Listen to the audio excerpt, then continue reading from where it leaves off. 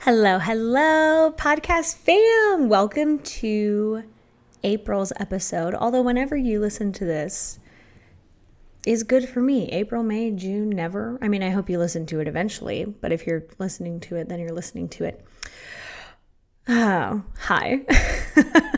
We're back. I wanted to talk today about how to stop taking things so personally. And how to stop being so triggered by the things other people are doing, and why understanding that everybody is doing their own ish and you probably aren't even really crossing their mind is going to help you live a much, much, much more peaceful life. I suspect that you probably know someone who is always angry about something someone has done or said or did to them, and everything is about them, and stuff always, shit always happens to them, and other people always do things to piss them off. And what an absolutely exhausting way to live. So that's what we're going to dig into today. I'm going to give you some strategies on how to literally stop taking things so personally so that you can take what is yours and leave the rest, kind of like a buffet. You don't have to take everything that the buffet offers, just like you don't have to take everything that people offer.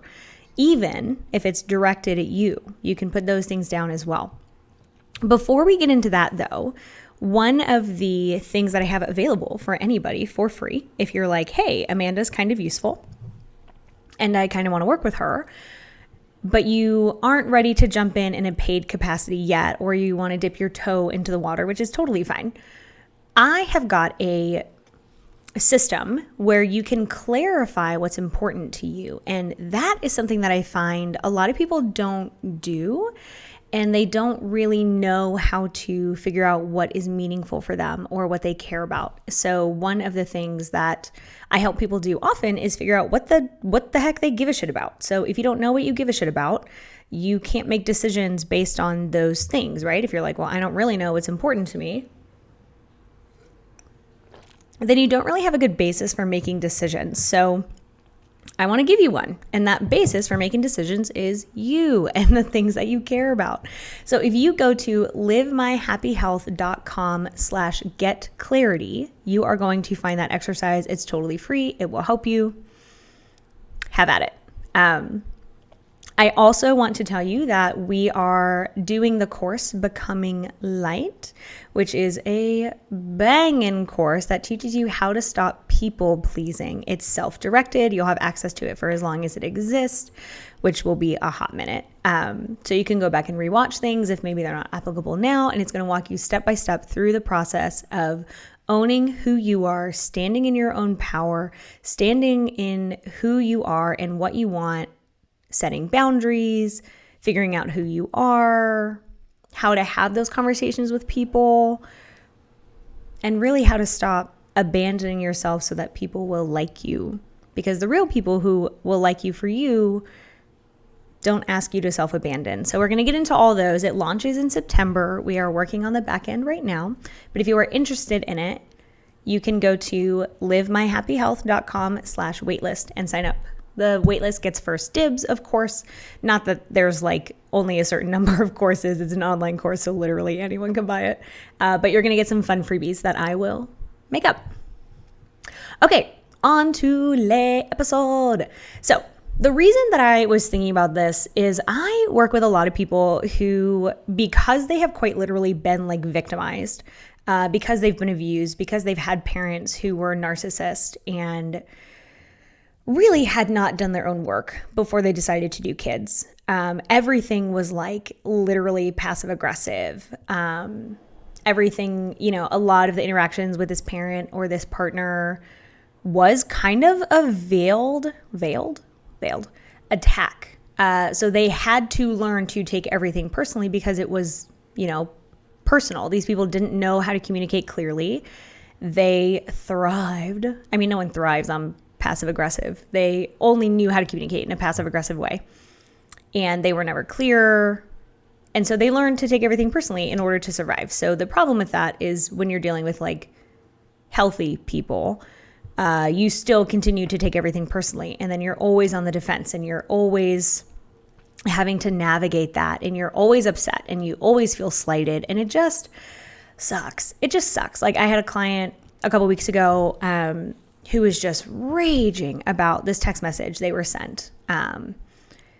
And so I asked to read the text message that they were sent. And I read it and I said, I really think that this message was just being clear. Like they said they were sorry that you were struggling and that you couldn't, be there in whatever way they needed right now, and that they hope you feel better, and they totally understand. And they were just raging against that information. And I was like, oh, okay, I understand. We're taking things personally. So the goal is that we have boundaries. The goal is that you understand that when you take everything personally, when everything is a slight, when everybody's against you, right? You're exhausted. Okay, you're constantly in fight or flight because you always feel like you are in danger. You always feel like you're having to fight people and you're having to work around, and it is so tiring. Like, how much energy and time do you waste obsessing about other people and their motives and what they could have meant by that, and what do they really mean by that, and what are they trying to get out of you, and just being angry and then ruminating and then telling your friends or telling your family and blah, blah, blah, blah, blah, blah, blah, when you can just be happy and be peaceful, right? That is the goal. The goal is to be happy and peaceful. If that is not your goal, this is the wrong podcast for you, friend. So I don't know what you're doing here, but that's our goal. My goal for you is that you're happy and peaceful. We do that by letting a bunch of shit go. You just let it go. So I want you to think of like a duck, right? Ducks swim in water, which can be heavy, but it literally just rolls off their back. So I want you to think of people's comments, judgments, thoughts, what they say to you, what they say about you, as water off of a duck's back. Like, none of it can bother you. None of it can get inside unless you let it. Now you may be like, that's super great, Amanda. But I don't really know how to do that. Like, I try, and then what they say hurts me and it hurts my feelings. Like, okay, I'm not saying that your feelings aren't going to be hurt, especially if you've been in that reactive mode for a long time. You just have a much more sensitive tripwire than someone who has just done this and had this practice for a longer time. So yeah, you're going to feel hurt, right? We can't control our emotions. We can control how we respond to them. We cannot control our first thought. We can control the thoughts after that and how we respond to that first thought. So if your first thought is, oh my God, this bitch really had the audacity to say this thing to me, to do this thing to me, da, da, da, da, da. Now you can go down that rabbit hole. You can go down that anxiety hellhole. But like, I don't recommend that you do that. But hey, this is your dream. I'm going to give you better ways. So what we want to do, I'm going to give you like 7 strategies to do this. You can use all of them. You can use one of them. One of them is at least going to work some of the time, which is why we have multiple, because nothing works all the time. So the first thing that we need to do is understand that what people are doing, saying, thinking, feeling, often has nothing to do with you. If you are talking to a coworker and they make a snide comment, that's not about you. If you're talking to a cashier, or you are eating out and the server is in a bad mood, or the cashier is in a bad mood, like, that very likely has nothing to do with you. But if you're used to personalizing everything, if you're used to making everything about you, because at some point you probably had to in order to stay safe, or in order to, exist in that relationship, then yeah, your brain is going to make it about you, but it's often not. So almost nothing that other people do is about you. Now, if you are intentionally cruel to someone and they're angry with you, yeah, bro, like that's on you. So this is not a pass to be like, love and light, because that's your own shit, so deal with it. That's called spiritual bypassing, and that is not what we're doing. What we're doing is understanding that everybody has their own shit. Everybody has their own life. Everybody has their own stuff that they're dealing with. And sometimes it's heavier than others. And sometimes they have more room than other days.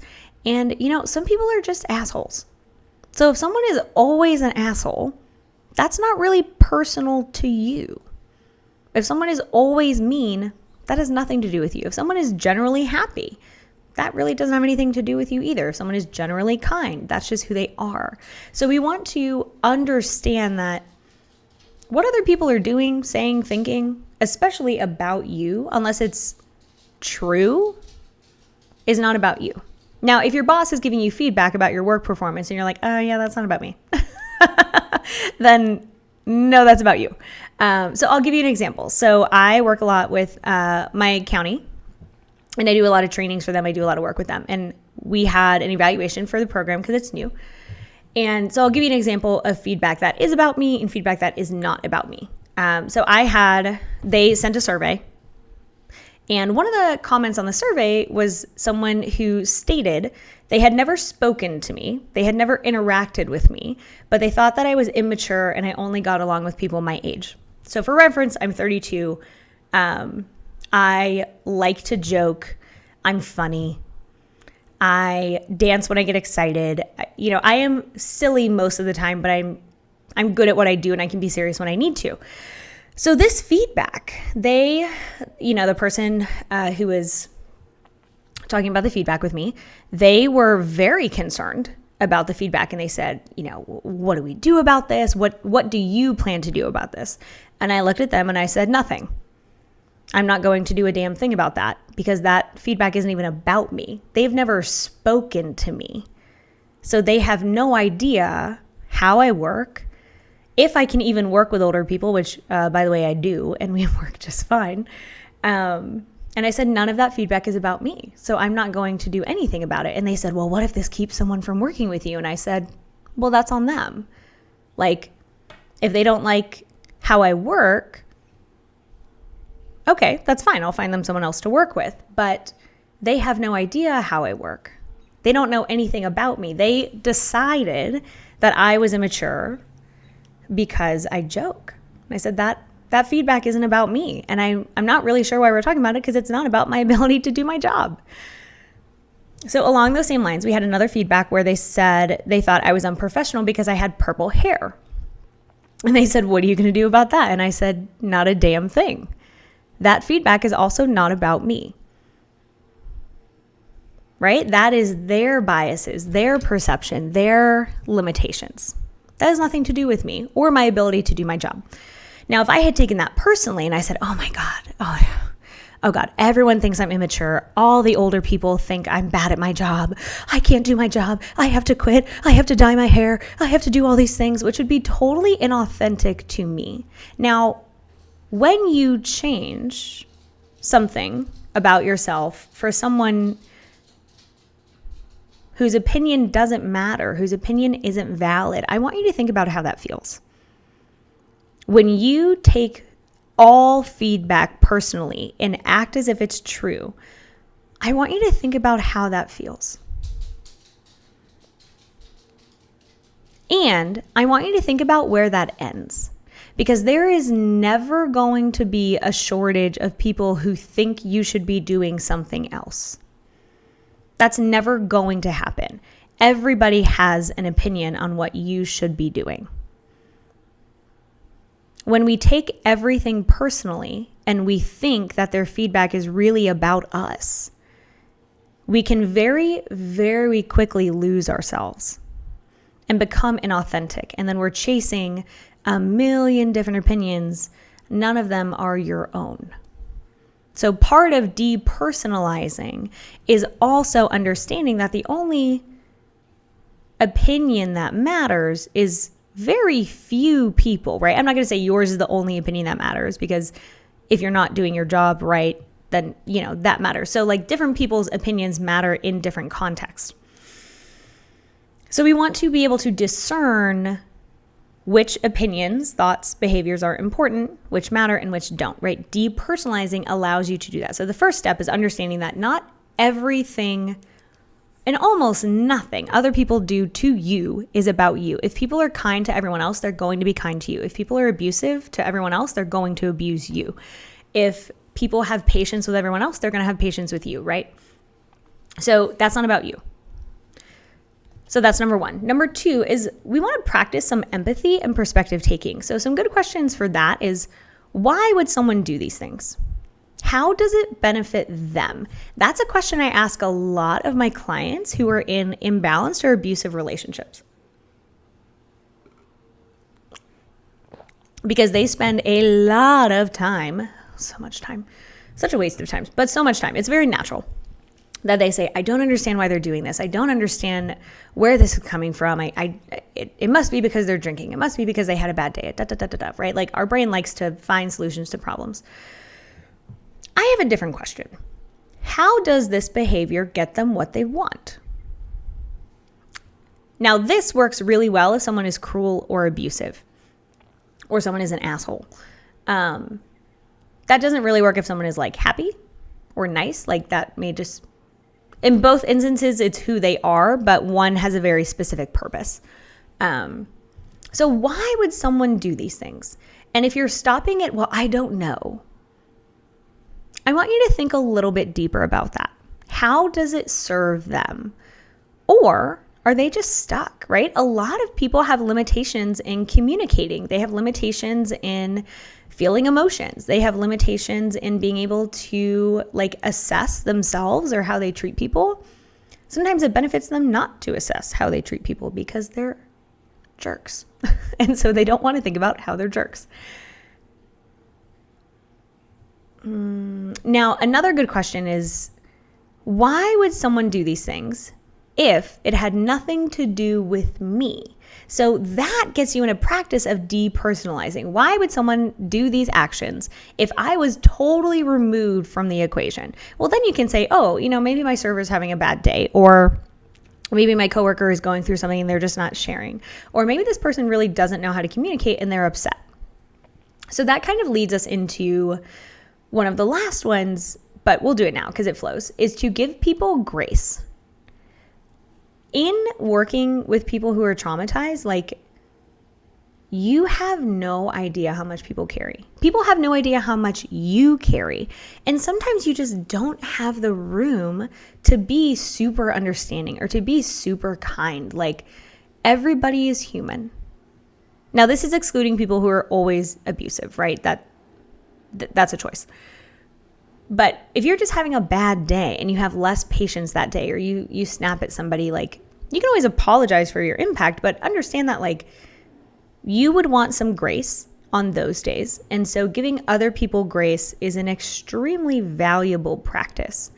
Forgive and let go of most things. Let it go, right? I know a lot of people who a coworker will say something, or like a friend will say something, and they will just talk about it and talk about it and talk about it and talk about it and like piss themselves off for like 4 days. Like, that makes no sense. What if you just decided that person was struggling, they were having a bad day, and you just let it go? Now, if this is a pattern, that's a different problem, right? But if it's kind of a one-off, giving them some grace is going to feel good for you, and it's going to feel good for them. And it allows you to put things down. Just put it down. You don't have to carry what someone does to you, especially if it's not a pattern. So giving people grace and deciding, like, and you can make a decision, right? Grace is a decision. You can just say, well, they're having a bad day, or like, damn, okay, they must really be struggling. Okay, like if you get cut off in traffic, you can decide that, like, they're the world's worst driver and they're such a jerk and da-da-da. Or you can be like, okay, maybe they're super late for something, or maybe they didn't see me. That is going to feel a lot better than like obsessing about it all day long and how they were such an asshole and this always happens to you and everybody's a bad driver, blah, blah, blah, blah, blah. That just feels like garbage. So let's give some people some grace. We want to question your brain when it tells you that everything is your fault. Again, if you grew up in a family or with caretakers who were passive aggressive or didn't know how to communicate or were narcissistic or who were all about them, like, very naturally, you would take what they did personally, because it often was. If everything was your fault, if you were ever in an imbalanced or an abusive relationship, you get taught that everything they do is your fault. When they're happy, it's on you. When they're angry, it's on you. When they're abusing you, it's on you. So your brain will recognize that pattern, and it will live in that pattern, and it will start applying that pattern without them having to do the work. But that doesn't mean that it's true. What other people do is not on you. It's not on you.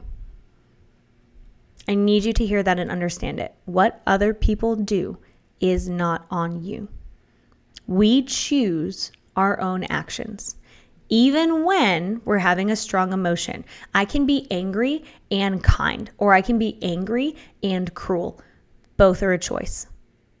Anger is not the problem. Sadness is not the problem. I can be sad and kind. I can be sad and set something on fire, like a person. But we don't do that. I can be mad and hit people with my car. I can be mad and have a conversation about it. So the emotion is not the driver. Our choices are the driver. And you are not at fault for what someone chooses. You may be the catalyst for the emotion. You may have made someone angry. You may have made someone sad. You may have made someone happy, whatever. But what they choose to do after feeling that feeling is not on you. So we want to make sure that we are challenging our brain when it tells you that what they're doing is your fault. Because it's not. People's actions are their own. Again, we can be the catalyst for an emotion. Like if you buy me flowers, I'm going to be happy. If you punch me in the face, I'm going to be real pissed off and probably start crying. Don't do that. But what I do with my actions is on me. So we want to challenge our brain and we want to say, nope. Other people's actions are not on me. What they do is their choice, and I can react accordingly, which leads us into the next one, setting boundaries. If people always treat you like garbage, what are you doing staying in that dynamic? And I say that with love. I really want you to think about, what are you doing staying in that dynamic? Now, the thing about taking everything personally is you'll also think that you deserve things that are bad. Right? Our brain is never like, oh, I deserve all these good things because I take this personally. We always go to the bad, right? So if you have learned to personalize and to take responsibility for other people's actions, I want you to think about how that benefits someone whose intention is to manipulate you or to use you or to take advantage of you. Think about how feeling like it's your fault that someone is mean to you benefits the person who is mean to you. It sure as hell doesn't benefit you. It only benefits them. So we want to be very firm about how other people interact with us. Now, there is a boundaries episode somewhere. It would take me a hot minute to find it, but I guarantee there's a boundaries episode somewhere. I think it's called How to Set Boundaries Like Your Life Depends on It. I would go back and listen to that episode if you're like, I don't know how to set boundaries. I got you, boo. Go ahead and listen to that episode. So we want to be very firm and clear about how people treat us. And if you're not in the space to leave a bad relationship yet, there is nothing wrong with biding time, and there's nothing wrong with making plans until you can leave. There are many people who will probably help you. There are many organizations who will absolutely help you. So if that is something you're dealing with, I would encourage you to start making a plan. But first, we need to understand that you taking responsibility for other people's actions often benefits people whose intention is to use you and abuse you and manipulate you. They want you to take responsibility. They want you to take responsibility. They want you to feel at fault because then you'll deserve it. Then you don't deserve anything better. Then you don't stay. Then you do stay. So setting boundaries. Hey, these things are okay. These things are not okay. Now, obviously, that's a little nuanced, right? If you're in an abusive relationship, it's not very safe to set boundaries. Then our goal is to get out. But if you just have a coworker who's kind of an ass, then you can set boundaries with them and say, hey, the way that you speak to me is not okay. The way that you do this thing is not okay. I need you to do this instead. So we want to Here's a good one. When your brain gets caught up in the drama, as our little gremlin brains do, you got to unhook. You have to recognize that you're like, oh crap, I'm obsessing about this, or oh, I'm making myself matter, or oh, there I am in the rabbit hole again. I call it getting hooked. So you want to unhook from your brain when it is doing these things. You want to bring your attention back to whatever you're doing. That's not getting into this spiral of being pissed off and deciding that everything is your fault and whatever. The goal for that isn't necessarily that we do it once and then we never go back. Like your brain is going to hook you multiple times. The goal is that we build the muscle of unhooking. That is a muscle. And things that wire together, things that fire together, wire together. So the more that you unhook, the better you're going to get at unhooking, which is the entire point of that process. And lastly, I want you to think about who taught you that you were responsible for other people's emotions. Really think about that one. Who taught you that you are responsible for someone's happiness or anger or sadness or, all of them? And then I want you to think about why they taught you that. Some people don't know any better, right? I cannot tell you how many people I work with whose parents made them their sole source of happiness. And then when they were sad, of course, they took that to heart too, because if you think you're responsible for someone's happiness, you will naturally think you're responsible for somebody's sadness or anger or anything else. Some people don't know any better. I cannot tell you how many parents are wounded and just really didn't know. Their parents did it to them, so they do it to their kids, and they never think critically about the consequences of that. Some people, it benefits them. Because if you take responsibility for your own mistreatment, then you deserve it.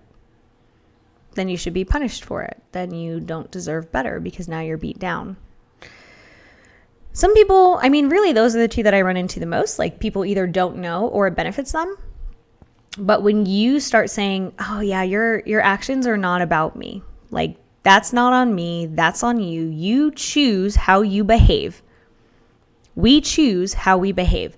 Then people have significantly less power over you. And then you have more power because you're not taking things on that aren't yours to carry. So if you put down all those things, I guarantee that you are going to feel so much lighter. Like so much lighter. Because you're not carrying a bunch of shit that ain't even yours to carry. Right? If somebody hands me like rotten meat, I'm not going to take it just because I feel obligated to, or because somebody told me I have to take everything. I do not have to take a bucket of rotten meat. Neither do you. So, I'll go over them again. Number 1, almost nothing anyone does is about you. We choose our own actions. We choose them. We want to practice empathy and perspective taking so we can ask ourselves, why would someone do these things or act in this way if it had nothing to do with me? Why would somebody do these things? Keep going if you get an I don't know. We want to give people grace. Maybe they had a bad day. Maybe they're struggling with something you don't know about. Maybe they don't have the skills that you have. Maybe they're just a jerk, in which case, great, let them be. We want to challenge our brain when it tells us that we are responsible for other people's actions. You learn that somewhere, but it's not serving you. So it's okay to put it down. We want to set boundaries and say, hey, I know that you're mad. I know that you're sad, but you cannot do these things while you are that. Like, I hear that you're angry, but you don't get to scream at me or call me names or break my things or slam a door. Like, I know that you're sad, but you can't call me 1,000 times and expect me to be there immediately because I work. You are allowed to do that. We want to question our reaction when we start feeling responsible for other people's actions. And I want you to think about who taught you that. And we want to build that unhook muscle. We want to return our attention to whatever we are doing, to the present moment, when we know that we're getting caught up. So as soon as you get caught up, we don't want to shame ourselves. We don't want to say, oh my God, I got caught up again. I'm so stupid. I'm so bad at this. Like, we don't want to do that. We just want to say, oh, all right. Yep, brain. you caught me. And now I'm going to come back to the moment. Keep doing that because eventually that muscle will get much stronger and it'll be much easier to unhook. So those are the things. Go, prosper, depersonalize. I want you to remember that you are responsible for your actions just like they are. And it is totally okay to set boundaries around people's actions. That is totally okay. You are allowed to do that. If they tell you you're not, you can tell them Amanda said you were. So there's that. I want to remind you that if you're not really sure what's important to you or you feel kind of like you're floating or lost, the values activity that is totally free is going to help you.